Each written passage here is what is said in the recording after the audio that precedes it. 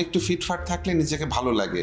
আমার বয়স আটকে আছে, তো শুনে ভালো লাগে, তাহলে মানে হয় আমি বয়সটাকে আটকে রাখতে পারছি। আমার এই সৌন্দর্যের পেছনে আসলে কোনো রহস্য নাই, আমি ফুড মেনটেন করি। অন্তু ভাই, বেশ কয়েক মাস পর দেখা হলো আমাদের, কেমন আছেন বলেন? আমি আলহামদুলিল্লাহ ভালো আছি।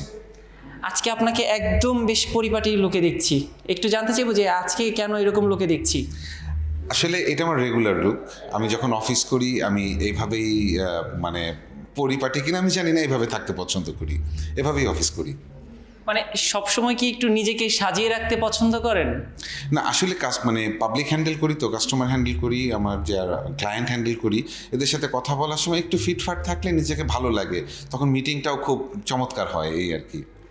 অন্তু ভাই, আপনি কি জানেন যে আসলে আমরা সবসময় বলি নায়িকাদের বয়স একটা জায়গায় আটকে থাকে, বা অনেক নায়িকাকে আমরা বলি যে এই নায়িকা আগে যেমন দেখতাম এখনও তেমন আছে, আপনার বয়সটাও যে একটা জায়গায় আটকে আছে, এটা কি আপনাকে কেউ বলে? হ্যাঁ, এটা আমি প্রতিদিন শুনি, আমার বয়স আটকে আছে, তো শুনে ভালো লাগে, তাহলে মানে হয় আমি বয়সটাকে আটকে রাখতে পারছি, ভালো লাগে। আপনার এই সৌন্দর্যের পেছনে রহস্য কি? আমার এই সৌন্দর্যের পেছনে আসলে কোনো রহস্য নাই, আমি ফুড মেনটেন করি, দ্যাটস ইট। না, সবসময় কিন্তু আসলে আমরা মেয়েদের সৌন্দর্য নিয়ে কথা বলি, কিন্তু পুরুষের সৌন্দর্য, সেটা সৌন্দর্য রক্ষায় যে একটা পুরুষকেও পরিশ্রম করতে হয়, সেটা কিন্তু আসলে আমরা অনেকেই জানি না।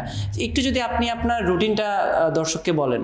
হ্যাঁ, আমার রুটিনের ব্যাপারটা হচ্ছে কি যে আমি কাজ করি, আপনি কিন্তু ব্যক্তিগতভাবে জানেন যে আমি কিন্তু প্রচুর আমি ওয়ার্কাহলিক একজন মানুষ, প্রচুর কাজ করি। আমি ফুড হ্যাবিটটা মেনটেন করি। আমার ফুডে ধরেন মিট বলেন, সব কিছুরই কিন্তু একটা ব্যালেন্স আছে, আমি একটা ব্যালেন্স ডায়েট করি। তো আমার মনে হয় যে ফুডের হ্যাবিটটা যদি কেউ ভালো রাখে তো সম্ভব, অনেক কিছুই সম্ভব। তো ফুডটা খুব বেশি ইম্পর্ট্যান্ট। আপনাকে যদি আমরা কোথাও দেখি বা আপনার নামটা মনে হলে আমাদের কিন্তু একটা গানের কথা একদম আপনার সাথে একদম সমার্থকভাবে জুড়ে গেছে। কেমন লাগে যে একটা কাজ দিয়ে এখনো দর্শক আপনাকে মনে রাখছে? হ্যাঁ, আমি আসলে নিজেকে খুবই সৌভাগ্যবান মনে করি, এ কারণেই যে আজ থেকে আরও 13-14 বছর আগের একটা কাজ প্রতিদিন কেউ না কেউ এটা একটা পোস্ট করে, রিপোস্ট করে, শেয়ার করে, আমাকে মেনশন করে। তো আমি আসলে মনে করি যে সত্যি আমি সৌভাগ্যবান, এবং এই ভালোবাসাগুলো আমার কাছে অনেক বেশি দামি। তো আমি আসলে চাই না এই ভালোবাসাটা কখনোই হারাতে। তো চেষ্টা করি আমার দর্শক যারা আছে তাদের সম্মানটা যেন আমি রাখতে পারি। আপনি আপনার ভালোবাসার দর্শকদের উদ্দেশ্যে কি বলতে চান?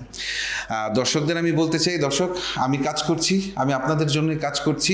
আমার একটাই রিকোয়েস্ট থাকবে সবার কাছে, প্রতিদিন অন্তত একটি মেড ইন বাংলাদেশ প্রোডাক্ট ব্যবহার করুন। আমরা সবাই আমাদের বাংলাদেশকে একটা অন্যরকম উচ্চতায় নিয়ে যাই।